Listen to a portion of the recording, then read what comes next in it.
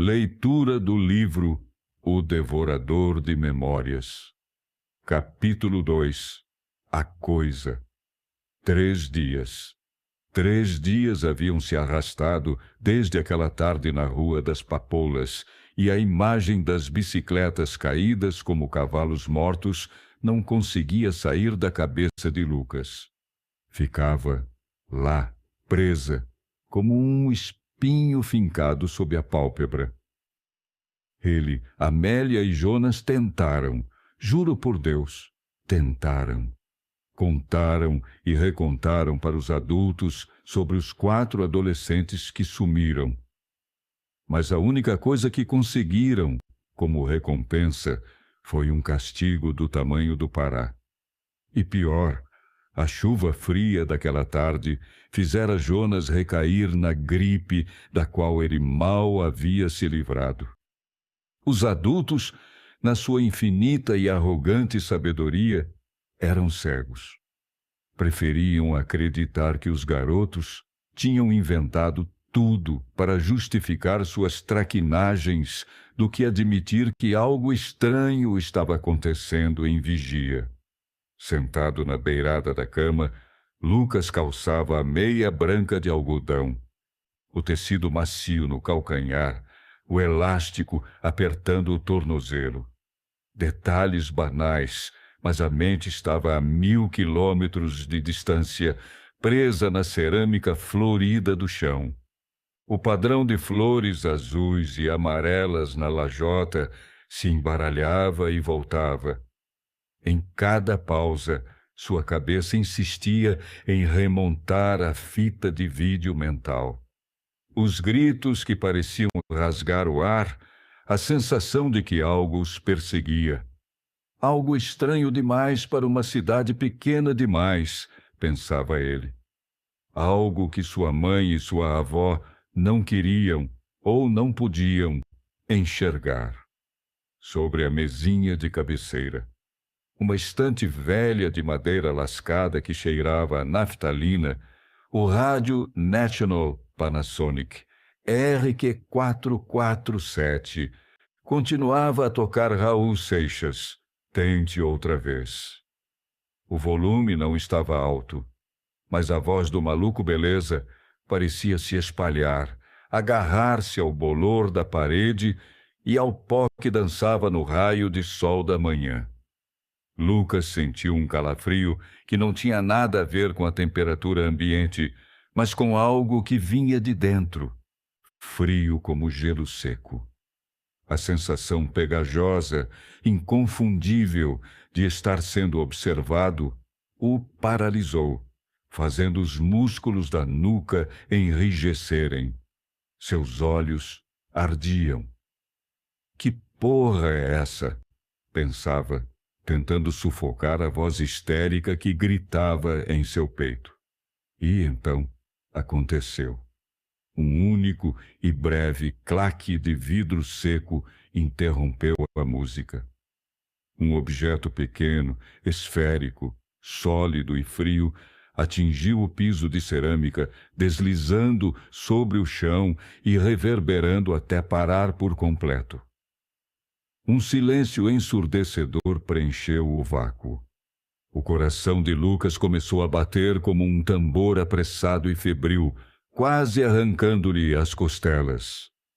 Ele girou a cabeça na direção do barulho, forçando a vista na escuridão compacta do canto, certo de que a coisa que levara os valentões, aquela que causava a amnésia, estava agora ali, espreitando em seu quarto, quando sua vista, turva pelo medo, finalmente penetrou o canto. Lá estava ela. Uma forma humana escura, alta e alongada, usando um chapéu de aba longa, mais profunda que a sombra natural. Não era uma miragem. Ele tinha certeza. Era algo que se materializara junto com o som daquele vidro. O pânico o segurou no lugar. Ele piscou demoradamente, como quem tenta reiniciar o cérebro, forçando os olhos a se acostumarem ao escuro. A figura não se moveu, apenas o observava. Não é real. Não é real. A garganta estava seca. Então, ao abaixar a visão para os pés da coisa, lá estava ele, o maldito gato branco de olhos vermelhos, sentado, balançando a cauda e observando-o como um caçador prestes a atacar. E então, em uma fração de segundo de raciocínio lógico que veio da pura necessidade de sobrevivência, o contorno da figura se dissolveu. Caralho! Era apenas a porra de uma velha vassoura. Suspirou. Olhou de novo para a vassoura encostada de mau jeito contra a parede, projetando uma sombra comprida e ridícula sob a luz fraca da manhã. Lucas desabou na beirada da cama, coberto por um suor frio, o ar saindo dos pulmões em um suspiro trêmulo. Lucas, já está na hora. Não vai querer se atrasar no primeiro dia de aula, né? A voz de sua mãe ecoou. Era um chamado ao mundo real vindo do corredor. Ele não respondeu de imediato. Seus dedos se estenderam e tocaram o botão de volume do rádio. A música de Raul continuou, agora quase inaudível. Lucas respirou fundo, puxando o ar mofado do quarto. Já estou pronto. A voz saiu mais estridente do que ele pretendia. A porta foi empurrada com a familiar impaciência maternal. Ótimo! Seu lanche está aqui, disse Helena, estendendo um saco de papel pardo, o embrulho frio e prático de um sanduíche. Venha logo, já estamos atrasados. Longe dali, a Escola Municipal Ramiro de Albuquerque Bragança erguia-se no coração de Vigia. Todos os dias, os alunos do ensino fundamental e os adolescentes do ensino médio. Os pequenos e os quase adultos. Chegavam misturados, a maioria a pé ou montada em bicicletas que rangiam sob o peso dos livros. A escola não era apenas um prédio, era um monumento à hipocrisia local. Uma antiga mansão de estilo colonial pertencente ao coronel Vitorino Alcântara, o patriarca da cidade, que morreu sem descendentes e teve suas propriedades tomadas pelo município.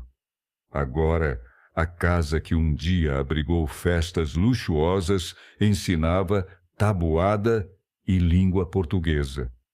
E, embora fosse uma escola de interior, era uma das melhores da região. Mas o que a tornava realmente especial era a sua arquitetura. O lugar era carregado de símbolos maçônicos e, dizia a lenda, ocultistas. Havia gárgulas desgastadas olhando da cornija e, no alto do portão de ferro forjado, um sol com 15 raios que ninguém conseguia explicar. Os velhos de Vigia diziam que Vitorino só havia construído tanta fortuna devido a pactos feitos com o velho do rabo queimado. Mas, claro, isso era só lenda. Alheios a tudo isso estavam Amélia e Jonas. Os dois andavam juntos desde que se entendiam por gente, de um jeito tão inseparável que muitos achavam que eram irmãos. O que era bem plausível, se Jonas não fosse ruivo, sardento e magrelo, enquanto Amélia tinha longos e sedosos cabelos pretos. Eles seguiam a mesma rotina. A Rua Coqueiros era o caminho mais rápido. Jonas vinha se equilibrando pelo meio-fio da calçada, usando as bordas como uma corda bamba. Um esforço de equilíbrio que o impedia de pensar demais. Amélia, ao lado, tagarelava qualquer coisa. Era sempre assim. Quando um falava, o outro ouvia. Eu tenho quase certeza de que tinha alguém lá. Eu juro que vi. Ele falava, com a voz ligeiramente fina, os braços abertos como um funâmbulo assustado. Isso é besteira da sua cabeça, Jonas. Vai ver, estava vendo coisas por causa da febre. Amélia comentou, mas o tom era um pouco menos debochado do que o habitual. Ela fez uma pausa sugestiva. Ou talvez porque você seja maluco mesmo, uma coisa ou outra. Olha já, teu cu, Jonas respondeu, mas o sorriso frouxo no canto da boca o acusava de ser incapaz de manter a irritação. Tô te falando, talvez você precise de um pneumologista, Amélia disse com a seriedade de quem repassa um conselho vital. Minha mãe fala que é sempre bom ir ao pneumologista. Já a vovó diz que é frescura, falta de peia. Jonas tropeçou no meio-fio e quase caiu. Pneumologista? Disse com estranheza.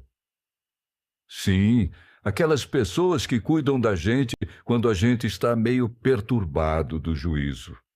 Jonas parou de se equilibrar e olhou para ela, que estava totalmente séria. Puta que pariu, Amélia. É psicólogo. É isso aí, esse aí mesmo. Amélia deu de ombros e Jonas começou a rir da burrice da amiga. Você é muito burra, puta merda, disse ele aos risos, com o rosto ficando vermelho. Ah, ninguém liga para esses detalhes, moro, respondeu Amélia, rindo também, empurrando o amigo. Morou, morou, disse Jonas, zombando. Já está falando igual aos adolescentes. O riso deles era contagioso. Eles seguiram caminho, esbarrando um no outro em um turbilhão de alegria e apelidos. Quando se aproximavam do portão da escola, os outros alunos olhavam para a dupla com um julgamento frio. Eram olhares de estranheza, como se aquela amizade ruidosa fosse uma sujeira imperdoável. Principalmente Amélia, a irmã do vândalo. Boatos maldosos corriam sobre uma série de ataques creditados a João, irmão mais velho dela. Nesse meio tempo, Lucas finalmente cruzou os portões. Apertou a lancheira com força, sentindo-se um alienígena. E foi então que ele os viu perto dos bebedouros. Amélia, com seu inconfundível laço vermelho, mas usando o uniforme preto da escola, gesticulava com veemência. Amélia, Lucas disse ao se aproximar. O que diabos você está fazendo aqui? Ora, Lucas, o que mais a gente faz numa escola? Mas você disse no outro dia que não pisava aqui, que sua avó te achava esperta demais para essa porcaria. Amélia revirou os olhos. Minha avó diz, minha mãe não. Elas tiveram uma briga daquelas. Minha mãe disse que sou selvagem demais para ficar em casa e que a escola é para me civilizar. Jonas tossiu e acrescentou. Na verdade, ela só veio porque os pais ameaçaram não apenas dar uma surra nela que a faria sentar torto por uma semana, mas também cortar a viagem para Belém. Esses detalhes são desnecessários, cortou Amélia, emburrada. Lucas olhou para os corredores e notou cartazes de uma festa especial. Qual é a dessa festa aí? Perguntou, apontando para um cartaz perto do bebedouro. Isso aí é uma festa que fazem todo ano em homenagem à fundação da escola, respondeu Amélia. Vocês vêm? Perguntou Lucas com um leve sorriso. Claro que não, a menos que você tenha um par, disse Amélia. Mas a gente pode... Não, dessa eu estou fora, interrompeu ela. Além do mais, somos crianças. Não deveríamos estar procurando festas. Né, Jonas? Jonas desviou o olhar. Jonas? Insistiu Amélia. Bom, é que este ano eu venho, disse ele, meio sem graça. Tu vens? Mas com quem já? Amélia o encarou. Isso não vem ao caso. O importante é que eu venho. Nesse momento, um som massivo e distorcido irrompeu do final do corredor. Lucas nunca ouvira aquilo. Era um trovão elétrico. A bateria parecia um batalhão marchando e o baixo pulsava na sola de seus sapatos. Mano, aquilo era do caralho, pensou. Que som é esse? Perguntou Lucas. 2 adolescentes com uma aura foda vinham na direção deles. O garoto era alto, com o mesmo cabelo preto de Amélia. Carregava um gravador National Panasonic no volume máximo, tocando TNT do AC/DC. É AC/DC, explicou Amélia. TNT. Aquele ali é o João, meu irmão. E aquela é a Miriam. Eles são do ensino médio. João varreu o trio com o olhar. E aí, pirralhos? Oi, mano. Você conseguiu voltar? Amélia perguntou. João soltou uma gargalhada rouca. Voltar? Eu não quero ficar aqui nem mais um segundo. Eu quero é sumir. Viemos só deixar umas fitas para o pessoal do primeiro ano. Ele focou em Lucas. E tu aí? É novato? Lucas sentiu um nó na garganta. Sou Lucas. E caralho, essa porra é gago? João debochou. É nada, leseira dele só, respondeu Amélia. Ele veio de Belém. João deu um sorriso lento. Maneiro. Se cuidem, pirralhada. Ele virou as costas e sumiu no aglomerado de alunos. Eles não estudam aqui? Lucas questionou. Não, foram expulsos, disse Jonas, ansioso pela fofoca. Culparam eles de vandalizar as salas no ano passado. Deu até polícia. A sirene da escola soou. Um berro metálico estridente. Bom, otários, minha civilização começa ali. Aula de educação moral e cívica, disse Amélia, apontando para a 4ª série A. Nos vemos no almoço, seus cuzões. Falou cuzona. Tenta não ser expulsa em 30 minutos, retrucou Jonas. Amélia deu um soco leve no ombro dele e entrou. Lucas e Jonas seguiram para a 5ª série B, no final de uma ala que a reforma parecia ter esquecido. O ar ali era frio, com cheiro de mofo e cera velha. Mas, e aí, vai com quem para a festa? Lucas perguntou curioso.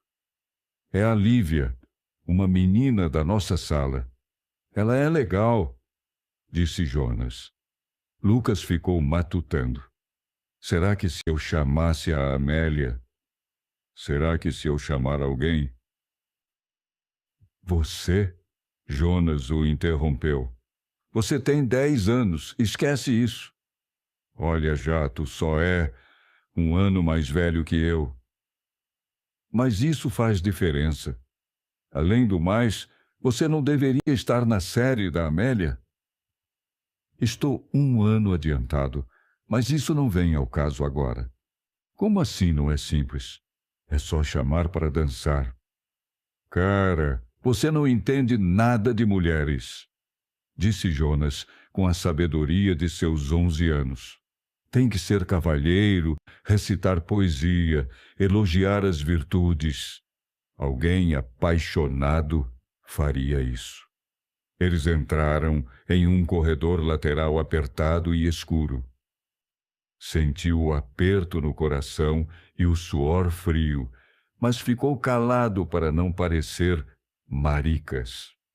O que ele não sabia era que Jonas sentia o mesmo peso macabro. Lá estava ela, a sombra com chapéu. Não era uma vassoura. A figura alta e vestida em escuridão absoluta estava parada no canto. Caralho, disse Jonas tremendo. Tu estás vendo essa porra também? Questionou Lucas. Sim, essa merda estava no meu quintal esta noite. Então, ouviram um som grave e demoníaco vindo das fundações. Uma voz de areia grossa. Lucas. O nome dele, mastigado. Lucas gelou. A coisa esperava. Jonas. Jonas tremia violentamente. A sombra moveu-se para avançar, mas uma voz rasgou o corredor. Jonas Rabelo. E você, novato? Parem de vadiar e venham já para a sala. Era uma professora baixa de coque apertado.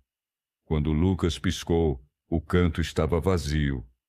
A sombra sumira. Mano, que merda foi essa?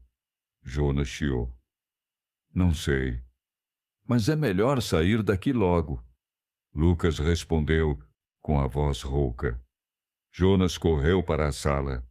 Lucas ficou paralisado por mais alguns segundos, olhando para o vazio. Teria sido alucinação. Vamos, Lucas. A professora chamou de novo.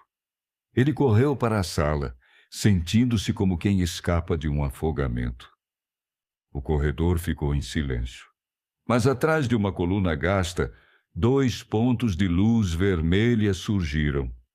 Os olhos injetados do gato branco, observando a porta da sala, paciente.